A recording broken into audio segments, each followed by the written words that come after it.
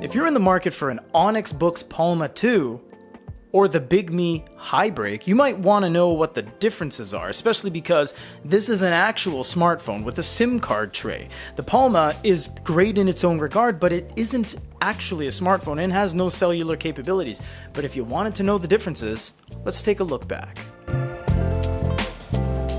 Well, you guys have asked for it. You wanted to see the Bigme again, but versus what? The Palma. And for this, we gotta crack open a new one.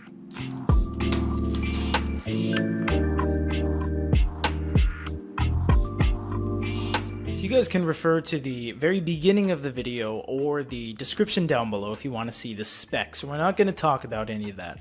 We're just going to give you guys a side-by-side look as best we can. And for both of these, we are keeping them on the eink center. We are going to have HD mode on both of these, HD 256, so that they are equal until we get into speed modes, in which case we are going to be using ultra fast and extreme only. We're not going to go down every single one. The reason being is because we already have reviews on both of these units. So let's just dive in. Let's look at the build of the Palma first. The build of the Palma is much nicer and features a lot more character. You have a very flat flash package with camera bump. It's not as nearly as pronounced as the Bigme. It does have a little bit of shake when you press it because it is off center. It's on to the left. And you have a very nice rounded build. Everything's nice and round and bulbousy. It looks like you have two speakers down below, but you actually only have one. This is a microphone. They just have a dual grill cutout. You have USB-C, e-ink button, and you have an SD card. It is not a SIM card. I was going to say SIM card, but that we can save for the Bigme because this is a phone. And if you didn't get that right out of the gates, this is not a phone. It just looks like one. The Bigme is an actual cell phone. And that's pretty much it. The front is white. It offers this kind of nice dual bezel design with a little bit of a clay there. You get an earpiece up top, and that's basically it. The back has this very nice truck bed liner material. It's super high grip, doesn't leave any fingerprints. The Bigme is a little bit more vanilla on the front, has a little bit of character at the back. We'll get to that in a sec. So the front features a front-facing camera with a earpiece. Now there is a huge problem with this unit in that there's no audio outside of the earpiece, so there's no speakers. That plays to its detriment because that means anything you play is going to come through there. The audio is the weakest link in this whole operation. It's pretty bad. You have a power button, volume up and down, and you do have that e-ink button as well, which can be a key map to do different things. This is where your SIM card is, and you can actually put a SIM card in and use full data cellular communication, so there's no problem with that. The back features a nice fake leather backing with a pretty pronounced camera bump and flash package, so when you put it on the table, it actually just kind of slaps around. So it's not the best design overall. To be honest, there's no reason to have a huge camera bump on an e-paper smartphone. You're not proprietizing cameras on here. There shouldn't be any priority for having this so pronounced, but that's what it is. Now let's look at them side by side. When you see them side by side, if you drop the top down on both of them, they both kind of go their different ways of showing you everything.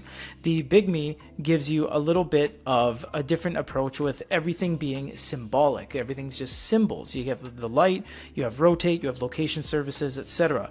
On the Onyx, it's just a lot more kind of self-explanatory because they have all of, it's so much easier to understand. Everything's labeled. There's nothing labeled on here, so you have to know what each of these are. They kind of identify themselves, but not 100%, so you will be faced with a little bit of a learning curve on the Bigme. Now also, there is a stark difference between the PPI because this is 300 and this isn't. It is also affected by the fact that this is a color device as well, and we don't have the black and white one right now, but either way, this is much lower resolution, and you can see how crisp this is in comparison to this. But despite the fact that the Onyx looks significantly better, there is a huge gap with the bezel and the screen. The drop shadow is enormous. It literally is millimeters away from the surface, and I'm not sure what the culprit is. That screen is situated very far down compared to the Bigme. The Bigme seems so much closer to the surface, if we show you the same drop shadow, it is less pronounced. It is very, very thin compared to the Onyx, even though the Bigme utilizes physically more layers, including the color array filter. So we're not sure what happened with the EPD, the electronic paper display stacking process, but something is awry because it shouldn't be that far away. And this isn't a defect, this is a proper final product unit. Now we're going to show you the thing that really just puts these completely in different categories, because they are. If we go to settings, this will not have any mobile communication because it doesn't have it.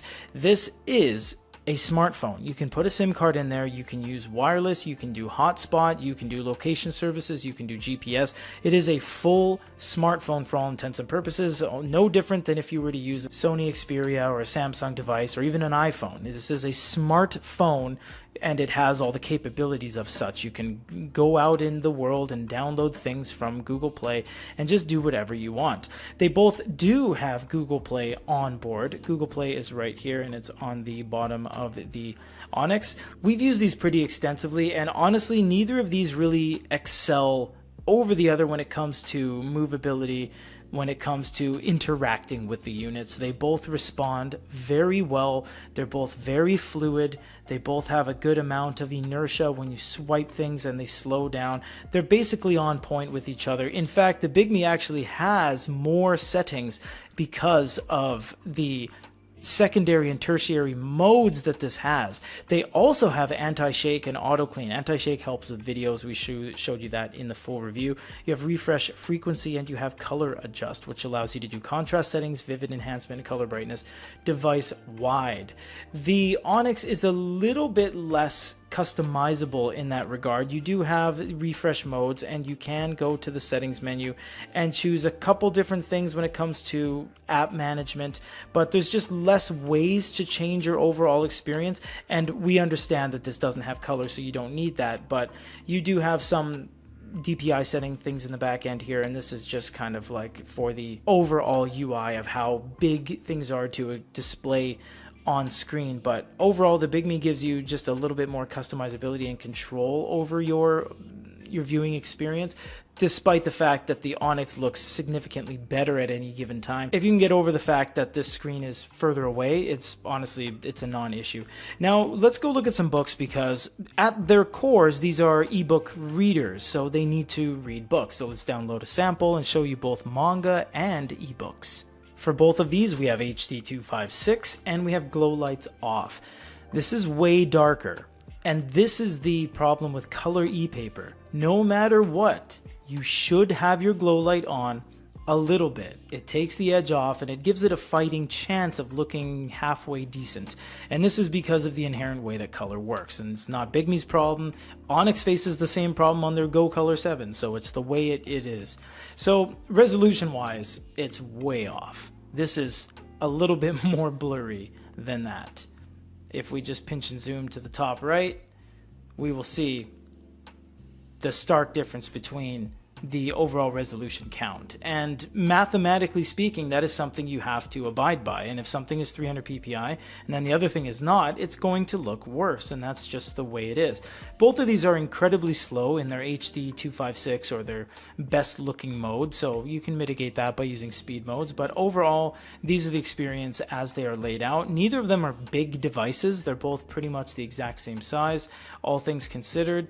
And honestly, it's really small when it comes to manga. It shouldn't be that small.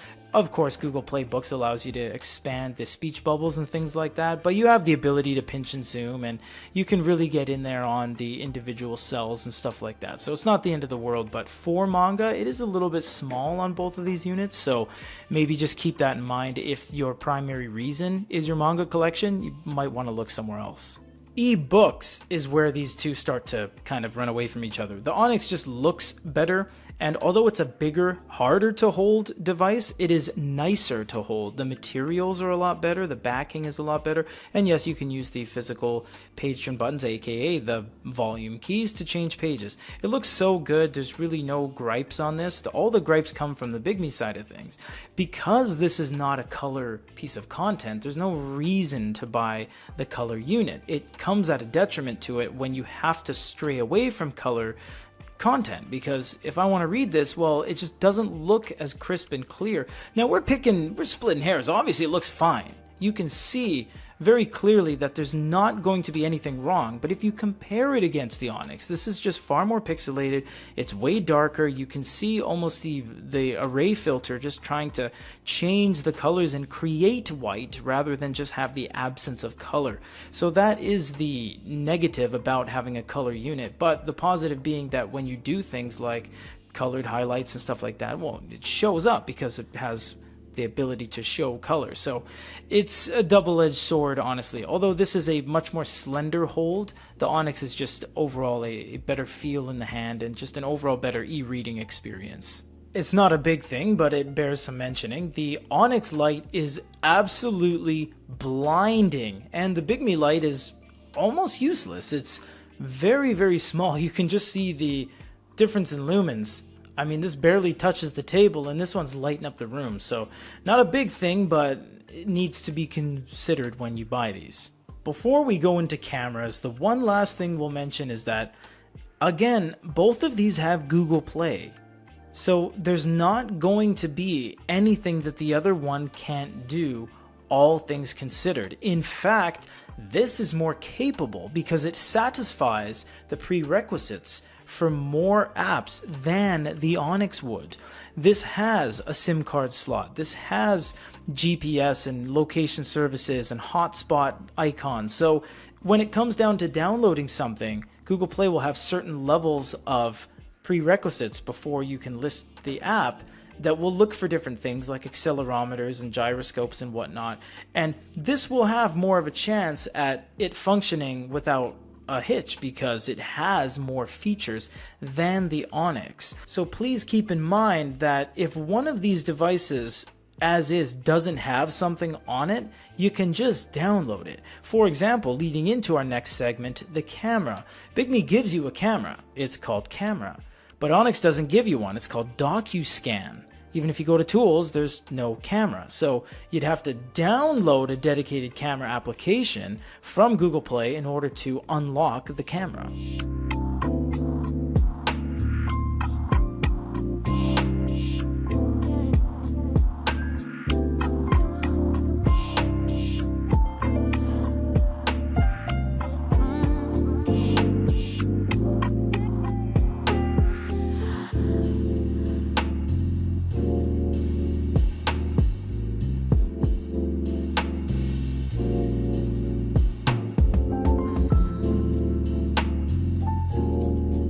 Of course, there's various ways you can change the experience by toying with the contrast and the refresh and stuff like that, but at both of their highest speed modes, the Bigme was actually smoother and more consistent with far more detail, and the Onyx just seems to be flickery and just have a lot more artifacting and inconsistencies. So when put it against each other, the Bigme actually not only displays color in this particular circumstance of it being a color unit, but actually is smoother and just more of a well-rounded video experience than the Onyx, of both of these at full blast.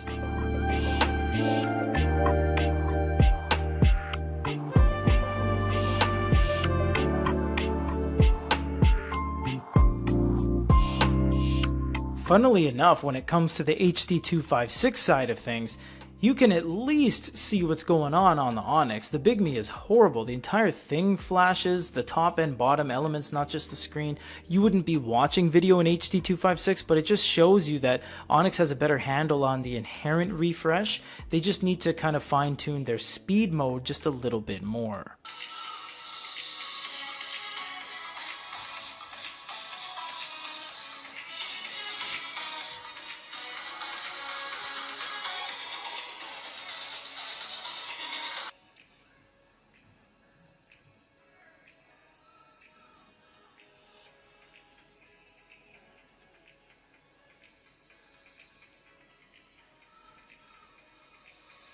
From an audio perspective, the Bigme is horrid.